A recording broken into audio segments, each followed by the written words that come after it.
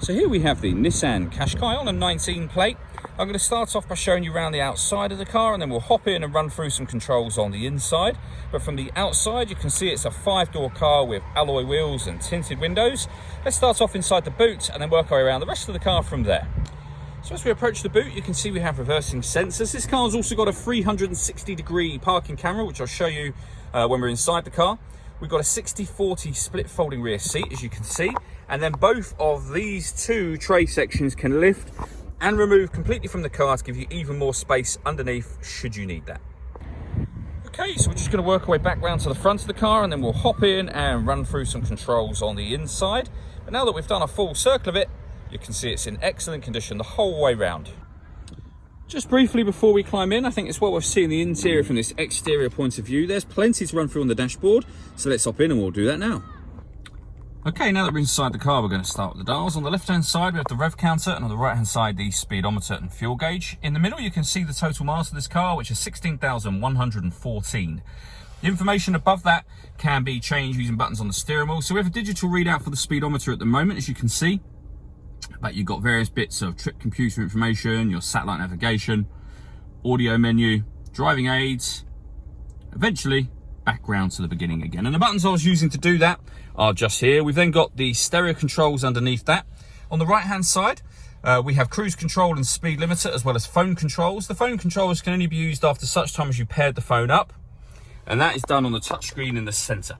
But before we come to that, I mentioned the 360 parking camera. You can see on the screen at the moment, we have a bird's eye view image of the car. It's a bit hard to see with the sunlight, but you can see just there a bird's eye view image, so a 360-degree view of the car.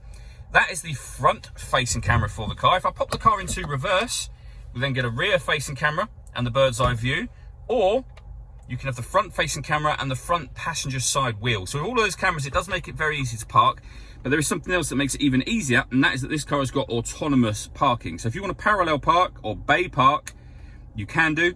The car will do it for you. It tells you what to do over this side, so it's asking you to move forwards at the moment. There's a video that shows how this works on our website and on our YouTube channel that's well worth checking out if you have the time to. This car's also got satellite navigation. There's a full video that shows how this works. You can find that again on our website and YouTube channel. When it comes to music in this car, we've got plenty of ways we can listen to it. We've got the radio, of course, so we have AM, FM and DAB radio. We then have a CD player, USB input, Bluetooth audio, auxiliary input, and this car's got Apple CarPlay and Android Auto as well. So loads of ways to listen to your music.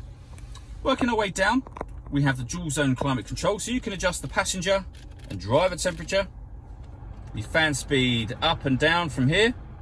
You can determine where you'd like the air to be directed with these buttons.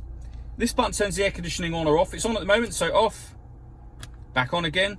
Or you can hit auto, and the car will now maintain those temperatures by taking control of the fan speed and the direction of the air itself.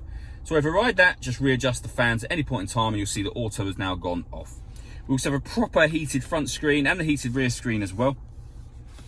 A 12-volt charging socket, the handbrake, so electric handbrake with auto hold function, a 6-speed manual gearbox, and then driver and passenger heated seats.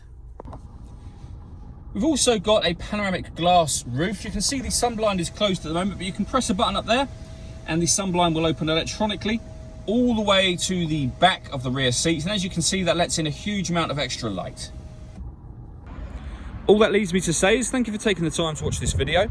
If you'd like to come and see the car in person and have a test drive, please feel free to call any of our MJA sites. We'd love to hear from you soon.